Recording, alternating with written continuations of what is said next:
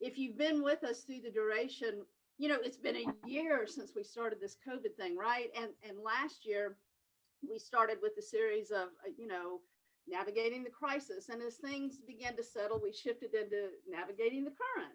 And so that's the whole point of this series is how are we adapting and changing and dealing with these rapidly evolving times? Because even though we're a year into it, things are still evolving, right? We don't know everything on where we're going to be. So, John has been with us throughout this journey in a number of ways. He connects with Apparo, and so we were thrilled when he agreed to come join us today and help us kind of wrap our minds around a little bit more of this whole hybrid teaming thing, because it's not probably going to go away anytime soon. So we certainly are thrilled to have Taffy and John join us for that today from One Team Leadership. And as we go forward, please feel free to participate, ask questions. And of course, as John just said, cameras on, we're going to interact. So with that, let me just thank everyone again for joining us. John, please take it away. All right, Jennifer, Team Apparo, so great to see so many of you and familiar faces. And I haven't seen Levon yet, so we'll see if she gives us that nice surprise. It's a real privilege to be here. Last year, pretty soon, and Taffy and I started doing these, I think in March. We did a series of sessions, including one for the Apparo community called Thriving in Chaos. And my experience has been that chaos was with us before, and chaos hit a turbo boost last year, and resiliency and the practices that lead to us kind of thriving through really, really difficult times was tremendously important before, amazingly important during, and we're not quite to after yet, although the conversation about shots and seeing people in person and so forth has certainly become more a flavor of the conversation these days. And along with it, sort of mid to late last year, this idea of hybrid began to emerge. And so as Jennifer and I started talking about, well, what might be something we could do to advance this conversation? Because the new normal is not going to be the old normal. And that's not news to anyone, but there's something about hybrid. So we thought we'd talk about the two most important things from a one team perspective, leadership and teaming. And these two actually go together. So we're going to share a few thoughts with you. For some, it'll be a reminder of what's important to practice to keep these things alive in your organizations. For others, it may be the first time. And we're going to have a couple sessions where you get to break out and meet and hopefully meet a new friend. So here's why I believe we're here, is we all want a highly effective team, organization, et cetera. We all really wake up probably most days thinking about the doing work of our organizations. How many things can we count, people impacted, et cetera. And I think instinctively or intuitively or realistically, from a human being standpoint, we also want a healthy organization. And this is why I started, and many years ago now, doing this work. Is that for a long time I cared about people, but I was largely focused on results. And it wasn't until I began to do this work myself and with my team that I realized, you know what? I think the one on the right actually fuels the one on the left. And I just didn't know what to do to cultivate organizational health. And so why we're here is to talk about how do we fuel organizational effectiveness and performance and results using health as the primary instrument of driving outcomes. So two observations, I think these are pretty well recognized in almost everything that I see and hear, and certainly the people that I talk to. The top two, I'll call them virtual times, like when we all went virtual. And obviously it depends on the organization. I know many of you never went fully virtual. You're in service work. And so you've been on the front lines the whole time. So take this with a grain of salt for the state of your organization. But virtual times have really shown up to us as having two major challenges. The first being human connection. We actually miss people. There might be the 1% out there that are just fine living like a hermit. But for most of us, being connected to people directly has been missing. And the virtual, while it's been better than nothing, it just doesn't substitute for the cup of coffee, the fist bump, the drive-by conversation, and all the things that we miss about working together.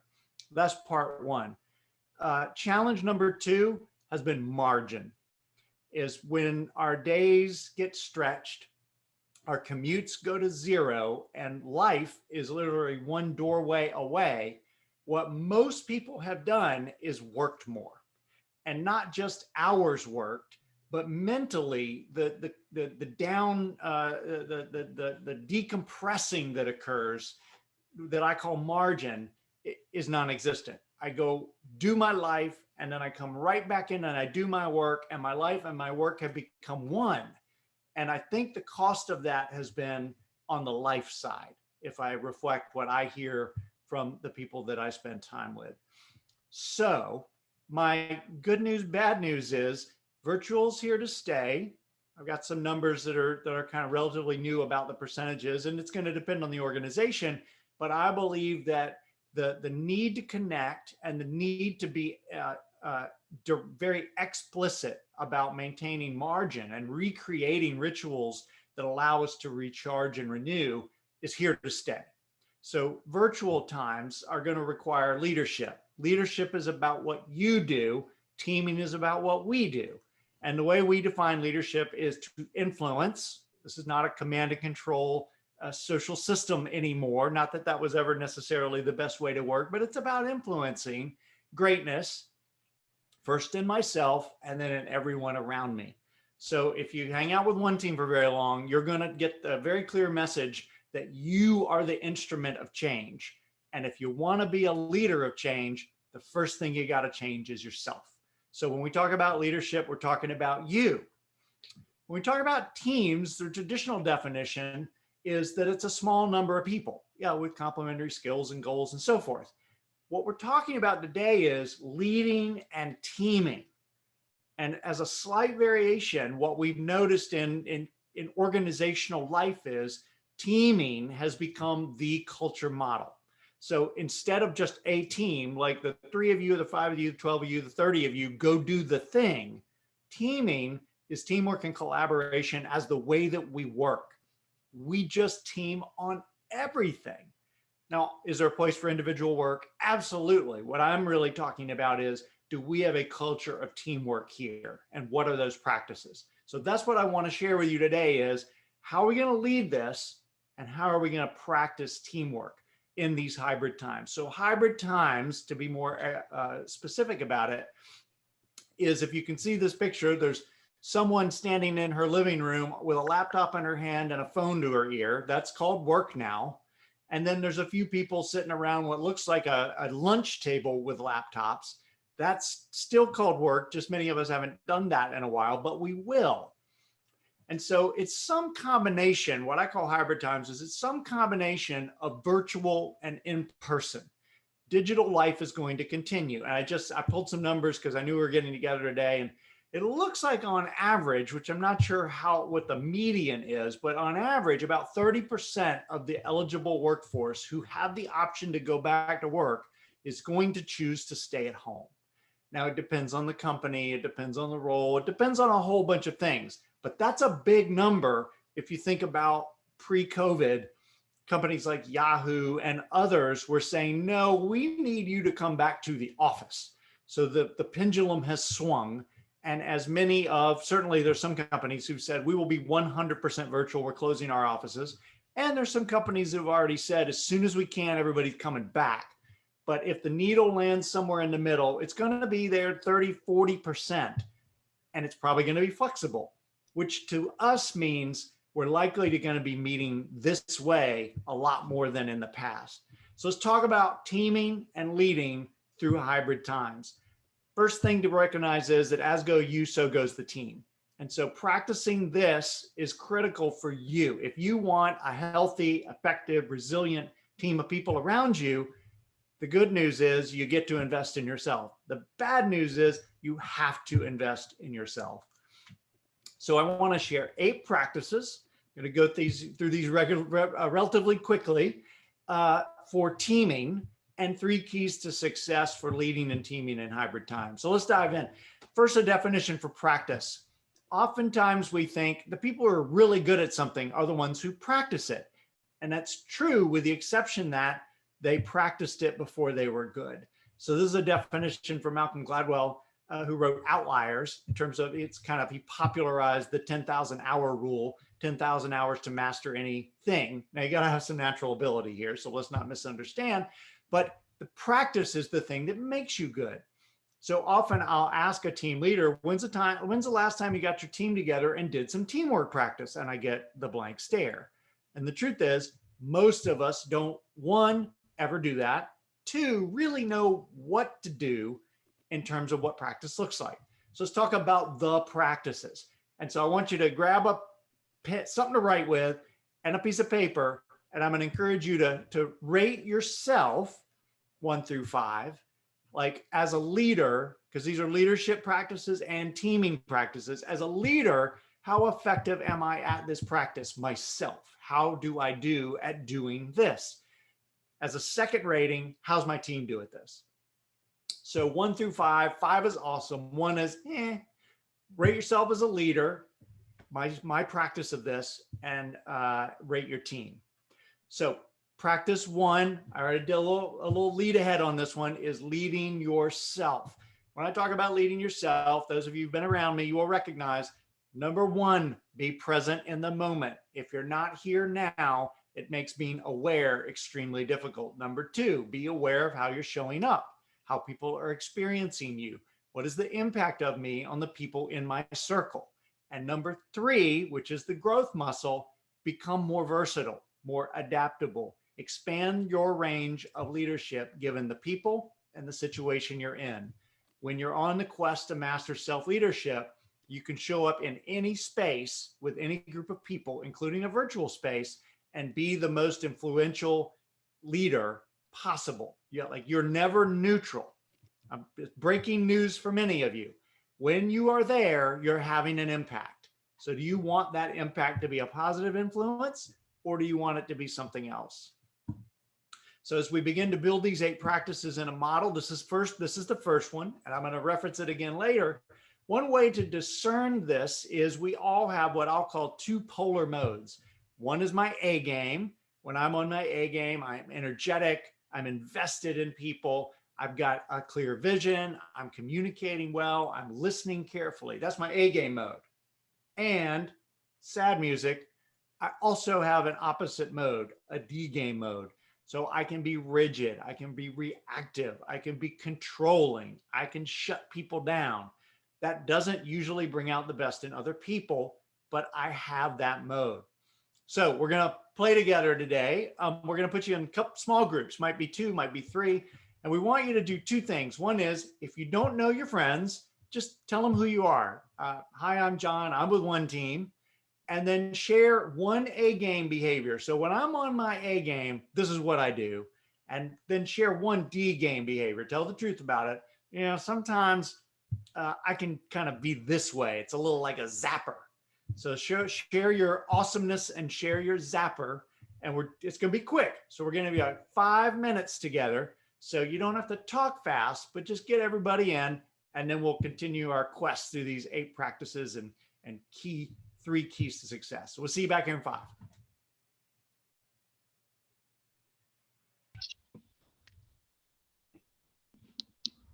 Welcome back, Katie. Welcome back, Harry. Thank you. Welcome back, Teresa. Thank you. Hello. Anybody make any new friends? Yeah. Oh, yeah. All right.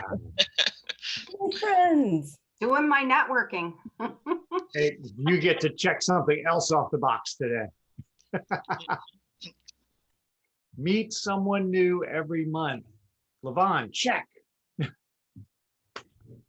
All right, great. So hopefully you each got a chance to just, inquire just a bit about my A game mode and my D game mode. Here's our little secret, like just between the couple of dozen of us, is when leaders really recognize, truth is I have a mode that probably doesn't work that well. and I don't like it when my team isn't getting along, or I don't like when things don't go the way I want them to, is we need to remind ourselves that sometimes I am the cause of the ineffectiveness. And I shorten this by highlighting the words because I need the reminder that sometimes I cause the ineffectiveness.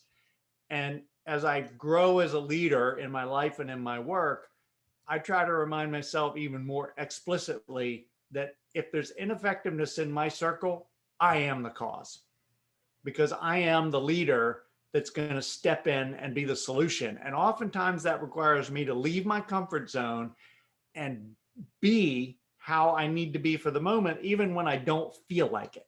Like, this is the growth curve of really effective leadership, is I can overcome what I'm thinking and feeling right now to be an effective, to influence greatness in others, even when I'm not feeling it. Is that easy? No. Is it every time I try? No. But that is the quest I'm on, is to just recognize that sometimes I can be ineffective, and that ripples through, especially if you're leading the organization. You have a bigger impact than maybe sometimes you even give yourself credit for. So let's have a little bit of fun, and we're going to use the chat here. So if you go down the bottom and click open this chat box, tell a little truth on yourself. I said I'm just going to go straight out here. Is I get angry with two N's. So it may surprise some of you, but I can be an angry person. Hopefully, it surprises some of you. I bring the energy, and not always in a great way. So if you will, share a little about yourself. What would be a D game behavior for you? Type it into the chat. Let's just see who's got, we all have them, but who's willing to acknowledge one of your D game mode behaviors? Thank you, Teresa. We got frustration, lack of focus. Levon gets crispy, nice. Impatient, reclusive, so I withdraw. There's a lot of impatient people out there like me. Oh my God, that was so bad. Yeah. So then on the Zoom, we had to do like a breakout room, and I just happened to see it pop up, like waiting for me to. All right, very good. So Gokhan says he's picky. We got a little not focused. So all over the map, lots of different examples, full rich group of human beings here. So thanks for sharing that with us. Practice 2. So again, let me remind you, you're rating yourself. How am I in terms of self-leadership? Presence, awareness, versatility, 1 through 5. How am I, and how is my team? How are the members of my team? Go ahead and do like a calculation. Look through the members of your team and see how present, aware, and versatile are they as a group. Second practice, connected relationships. Remember, I said one of the big things from virtual times has been a missing connection. Is while we can do things virtually to try to stay connected, we know that being connected is one of the most important things for highly effective teamwork. So we're talking about commitment to each other. We're talking about being supportive of each other. This is where we become more about we than we are about me. So give yourself a 1 through 5 on how am I? And if you're going to answer this in the 4-5 range, I'd like you to think about what did I actually do in the last couple of weeks that would represent an action to being a connected relationships expert, we'll call you. So give yourself a rating for connected relationships. And a couple of quotes for this one. This is practice 2. Old African proverb we give this justification is, if you want to go fast, go alone. You're going to be much faster. And I think as someone who advocates teamwork, I think that's true, is if you're going to do this in solo mode, you're likely to get it done faster. However, if you want to go far, we go together. Now, I often put a picture of a lion behind this picture because I think it comes from, if you go alone, we're going to call you a target, like for the lion. But if you go as a group, you're likely to have a group to support you. Another thought here in terms of as a leader, we believe, and this is a Theodore Roosevelt quote, is no one cares how much you know until they know how much you care. So oftentimes what we start advocating is leaders care first about their people, and your people care back about the purpose, always in that order. So, and you can probably use yourself as an example. You've all had great relationships and maybe not great relationships with leaders in the past. If you didn't feel like they cared about you as a person, my guess is the threshold of your engagement was capped in some ways. You're all professionals, you're all high achievers, but it just didn't feel like you could give that person your all. So connected relationships is about expressing care to the people around you. And as a team, we want to do this across the team. Like, it's part of my role as a team member to know each of my teammates. We call these get to know you meetings. Is make an appointment to spend some time with everyone on your team and ask them, tell me about where you grew up. Tell me about your family. Tell me about what you do outside of work. Tell me about what's going on in your life. Just tell me a little. We don't have to become besties, but tell me a little bit more about you than, what you do for the organization and how long you've been with the organization. Practice 3. I think every team I've ever worked with has identified trust as a critical, important feature. In fact, many would say that it's the foundation. I believe, and took me a number of years to figure this out, when every team member has made a conscious choice to lead themselves as part of a team, we've accelerated the goal completely. But trust is still important. So we talk about 2 kinds of trust that are actively being generated, a lot like a bank account. We're making withdrawals from the account, so we have to make investments. Competence is one, how much you know. Character is the other. What kind of person are you? Can I trust your intentions? Because assuming positive intent, even when my mind wants to tell me you're out to get me, is the number one thing that when I talk about trust on a team, that's when we know it's working. Can we assume positive intentions behind each other's actions, even when we feel partially that action was taken probably not with my best interest? So this is practice 3. How are you as a leader at practicing active trust with all of your teammates? What have you done in the recent history to build and invest in that trust bank account?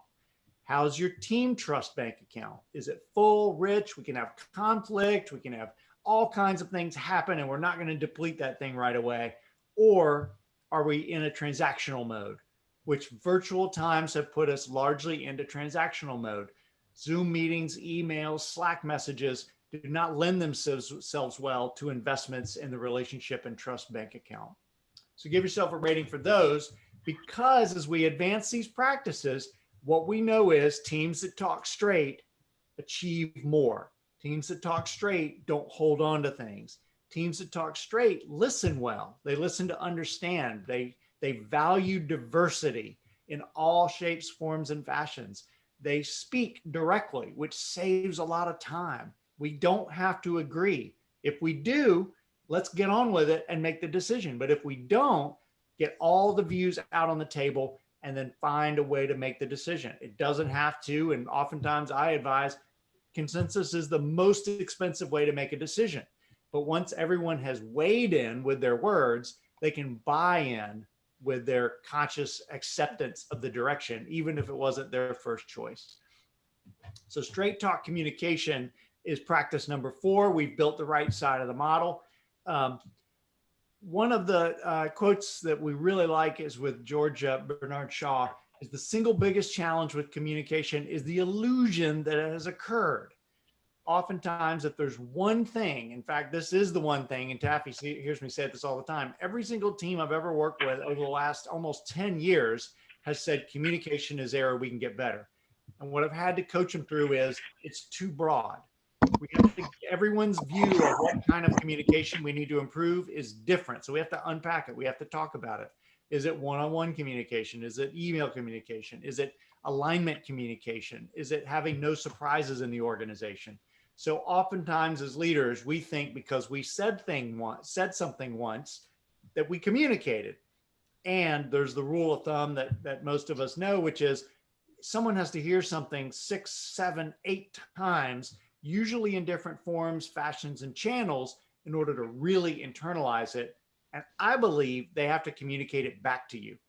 That's how you know that they've actually heard it, is when they start talking with you about it, which is why sort of unidirectional channels like email and collaboration platforms don't really qualify as the kind of communication that moves the organization. Great for transactions, not great for transformation. So give yourself a rating for straight talk. How are you at listening to people deeply? And how are you at speaking directly? How are you at engaging in healthy conflict as a leader? And how's your team? So give yourself your ratings for those.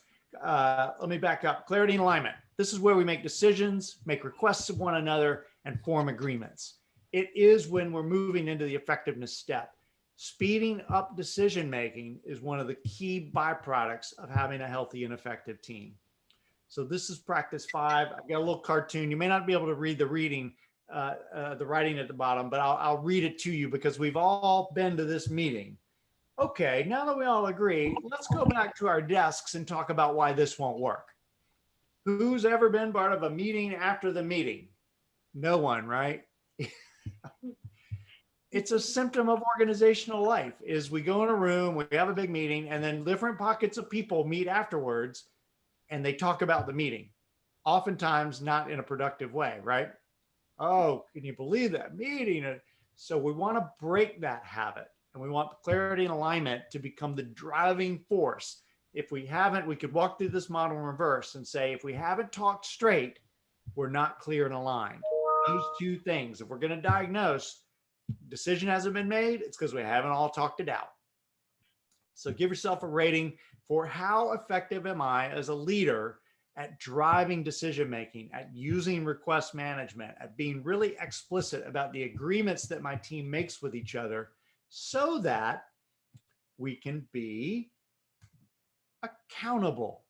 So in addition to trust, accountability is the number 2 trait that all leaders come to me and say, you know what I really want? I want my team to be more accountable. I said, great, we're going to start with you, Mr. and Mrs. Leader. How's your self-leadership? And they look at me curiously and don't know what I'm talking about. And we get into it. As go the leader, so go the team. How are you at driving straight talk? How are you at driving clarity and alignment? How are you at driving accountability, not just for results? That's the easier of the two, although not easy, but also behaviors. We need to be able to create a culture around us that these practices and the kind of values that drive a healthy team behavior set are explicit. They're like guardrails. Most places, you know, as long as you're not breaking the law or breaking the rules, you can zigzag around the highway and not have anybody say anything to you. I find that healthy teams have a clear set of rules of engagement that include behavioral rules like assume positive intent, like talk straight, listen well, and they hold each other to them. Hey, is everything okay? That meeting, you seemed a little agitated, a little frustrated. They come back to each other and they can, because they agreed on the set of team rules, they can help each other. They can hold each other accountable. So this is the 3rd of what I would call the team behavior set: straight talk, clarity, alignment, and accountability. So we're coming around the wheel here. And I'm going to talk about beach balls. This is, we're coming up on warmer weather. And so people are going to start jumping in the pool or going to the ocean or what have you. And we're going to get these big plastic inflatables out. We've all done it. You get in the swimming pool and you try to jump on top of it like a float. And I'm that goofy dad. So I'm flailing around looking like an idiot. And I'm trying to get this thing to go into the water. And it just won't. So I use this as an analogy for issues on teams. And a beach ball and an issue have similar properties. With an issue that I have with a teammate, what I want to do is I want to push it under the water. I want to hold it in because it creates unhealthy conflict if I pull it out. I don't have a system for doing that. I don't have an agreement for doing that. So for healthy teams, we advocate playing by the no beach balls rule, which means if I have an issue with Karis or Terry or Teresa or Gokhan or Harry, I have by agreement said, I will take that issue to you. And the way you know that we don't have any issues, like a real common term used in organizational life is, are you upset with me? You know, have you ever thought that to yourself? Like, I wonder if that person is upset with me. Here's how you know. You play by the no beach balls rule. That means if you're upset with me, you have a beach ball, you have to come to me and say, like, I've got one. Can we talk about it? Here's how this kind of silly little agreement came to be, is we started using it in an organization I was a part of a long time ago. And it became sort of fun in a weird kind of way. Like, I have a beach ball versus I have an issue. It just sounds more fun, doesn't it? So as an accountability tool, now really anything that you have an issue with, you can go to a teammate or even in a team meeting and say, hey, I gotta have a beach ball with that. And I want to let it out because we're playing by the rule, no beach balls. No beach balls rule. Number one, silliest, goofiest, and most effective rule of engagement that teams set is if I have an issue, I get it out, not in. And we play clean and clear. That means every team member can assuredly get together with their teammates and know no one is upset with me, no one has an issue with me, because we've agreed if they do, I would have heard about it. It also does another thing. It eliminates largely organizational gossip. Who wants to be talked about when you're not present? Hands up. No one. But have you ever gone to a teammate and said, can I vent for a minute? And then you start using a teammate's name? My very rigid description would be that that is gossiping, and it probably doesn't help your teammate. So a really healthy way to adjust that is to, if you're going to talk with a teammate and you need to vent, say, I know if I talk with you about this, that I also then have to go and I have to tell them. But can I practice and then you hold me accountable for clearing this issue, the speech ball with my teammate? Now we're playing healthy. Fair? So accountability, give yourself a rating as a leader. How accountable am I, given the practice and the way that I just described it? And on our team, 1 through 5, how do we do identifying issues around results and behaviors and surfacing them to stay clean and clear? It's a high bar. Why do we want to go to this trouble? Because of execution. We want to execute as a team. This is the set of systems and processes and like the machinery that drives the results. And often what I see in execution breakdowns is we have an accountability issue. We've got plenty of process. We've got plenty of systemization. We've got, sure, we could get better, but it's not really a system issue. It just feels better to address it with a process solution. What we have is a teamwork issue. We're not holding each other accountable because we never agreed in the first place, because we never straight talked it out, because we don't have enough trust on our team, because we've got people who have weak relationships, and we've got some leaders that step out of line regularly and nobody calls them on it. We're all the way back to step 1. So if you want execution to go up, work your way back through the wheel until you diagnose where the weakness is. All right, so we're coming around the bend here, which is where we deliver effectiveness and health, performance and health, where health fuels delivery of extraordinary results. So this is a wheel, so it just keeps going around. So the outcome of all of this work is we have an extraordinary organization that helps people and serves our purpose. And we have a very healthy culture that retains people, motivates people, inspires people, makes me feel good about coming, not just because of the work we do, but because of the people and the way that we do it together. And around and around we go. So if we've gotten to step 8 and practice 8, then we should go to practice 1 and start with self-leadership again and work our way through it all over again. So I'm a Tar Heel fan, so I got to throw a Michael Jordan quote in here. And I love this one because he just knocks it out of the park in terms of what I believe, which is talent wins games, but teamwork wins championships. You can look at all the elite players, and sure, when LeBron wins, moves around, the championships follow. I'm a Tom Brady fan as well, and I think he did an amazing job going down to Tampa Bay, but he didn't do it alone. Michael Jordan didn't do it alone. LeBron doesn't do it alone, and Tom Brady doesn't do it alone. We got to be a team, and so we're going to give you 5 more minutes, and then we'll close strong with the 3 key success factors to talk about which practices were your highest. Tell your new friends, I rated myself really high on this one, really low on this one. And really, most importantly, identify which one needs your most immediate attention. So 5 more minutes in your small groups, and we'll see you back here then.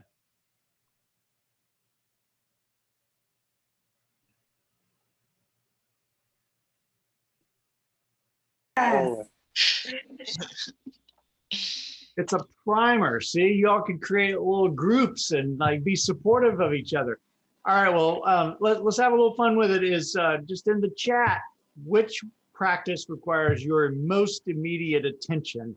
As in, when this session ends, I'm going to write myself a commitment to go work on it. Just put one in the chat for us, and let's see if we have any trends on this group. Mm-hmm. Mm-hmm. Mm-hmm. Self-practice. Thank you, Matthew. Connected relationships. We're pondering. Yeah, holding the beach balls underwater. It's very easy. Love it. All right. Fantastic. Terry, believe in self-leadership. Yeah, we can all benefit. And I would say that doubling, tripling down on self-leadership always pays back. And the other things are important as well. So let's move to the 3 keys to success. Oh, there's actually a question. So let me address this. The question was just rephrasing how to give direct feedback in these hybrid times, because written feedback, all manner really of feedback delivered not in person, even over a platform like Zoom, can be misunderstood. Written communication is context light. So my comment directly on giving direct feedback would be it's best served face to face, and it's best served with permission. So if I were to just characterize a good practice, is obviously you need a relationship in place. If this is a direct report, you should be tending to those relationships. And oftentimes these can be difficult conversations. So you need to set it up in such a way that the person is safe. Like, hey, I'll use Jennifer. Hey, Jennifer, I'd like to give you some feedback. Is that okay? Is now a good time? And with her permission, she then psychologically moves into a place of safety.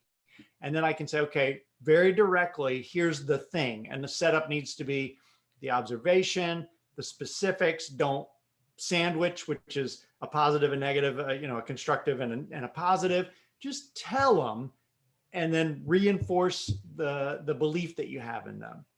So there's a way to deliver it, but in essence, my counsel would be feedback is never really useful when it's delivered only in writing. Like, let me send you an email with some feedback in it.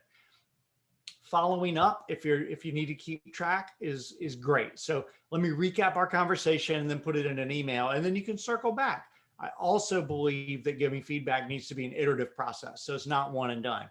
Hey, I want to circle back on what I said last week. Do you have any more thoughts about that? Usually they do, because often we get a little bit defensive when we start getting feedback. So we want to keep it safe, deliver the message, and then follow up. So thank you. Appreciate the question. Keys to success. Number 1, lead yourself. So when we used to get on airplanes, the flight attendants gave a little speech. You'll hear this again sometime in the future, I'm sure. And they said, put the air mask, put the oxygen mask on yourself first. As leaders, we don't follow that advice. Most times we save our very best for last. And so I want to encourage you to be at your best. The way to nurture yourself to your A game mode is to take good care of yourself. And it's not just about self-care, but it's about really focusing on how can I be at my best more of the time. You know what charges your batteries, build that into your repertoire, and then be present, be aware, and be versatile. So those are the practices. Number 1, lead yourself, because as go you, so goes the team. If you, in fact, lead your organization, you're the most influential person on the team simply because of your position. Recognize it, own it, and lead yourself to be at your best more of the time. No one's on their A game 100% of the time, but being aware of where you are in a given moment allows you to be more versatile and show up the way that you want to in the moments that you want to. Number two, create connection moments. Remember the two things that virtual times have left us wanting: more connections, and we've eliminated margin from our lives. I think you can coach by modeling yourself and helping others more margin, but connections we have to continue to experiment with. So at one team, we spend a few hours a month just connecting as a team, and we make it a practice. Now, we're a small organization, but inside of your teams, we make a practice of reaching out to each other. We use group chat, we use text, we use every virtual tool available to us to just be connected as people. And as in person comes back, we need to take advantage of that. Like when people are in the office, build some social capital development, build some relationship time, build some connection time into your day. Like if I'm going to be a fractional person, a part-time person, and I only go in the office once or twice a week, then when I'm there, those are days I need to be more around, not sitting at my desk, heads down, working. Save that for home.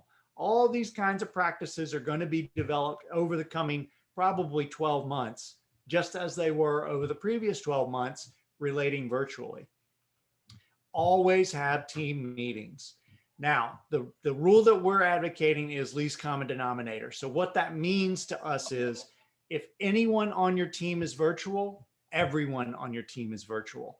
The bad old days of the person on the scratchy speakerphone that never got into the conversation and always was the, squeaky wheel. Hey, could you repeat that? I couldn't hear that. I think need to be a thing of the past. The tech companies, Microsoft and Zoom and others, are trying to help us with this so that you could maybe sit in a conference room with your laptop up and everybody's got their rectangle, but the people who are virtual also have a rectangle so that they can be more equal participants. But my strong advocacy is if you're going to have a team meeting and anyone on the team is going to be remote, do it on the virtual platform, not 6 people, 8 people in a conference room and 1 on the phone or on Zoom. Give it a try. I believe this is the way it's going to evolve and the technology is going to help us, but we're not quite there yet. Build connection moments. Third, champion team practice. So if the 8 practices I shared with you today have not been practiced on your team, either through just general awareness or explicitly, we're going to spend some time talking about our teamwork. How are we doing here today? I call it a team pulse check. Then the greatest teams practice teamwork forever. So we partner with our teams for quite often, for quite a while, but not forever. And what we want is to instill the practice. Remember, practice isn't the thing you do once you're good. Practice is the thing you do that makes you good. So if your team isn't where you want them to be, then you're probably not practicing teaming enough. Last thing, and then if we got a minute, I'm happy to take a question, is look, the candle's been burning at least in 2 places, if not many, many more. And as we go into hybrid times, I think it's actually going to get a little harder for a while than what we've all, the kick to virtual was immediate and comprehensive, and it allowed us to adjust to a one size fits all for most of us. Hybrid is different. Where is this person today? Why don't we know where they are? Like the chaos and the energy is going to be, I think, a little difficult over the next 6 to 12 months. So be a light, be the leader, play your A game, and help your folks light their candle.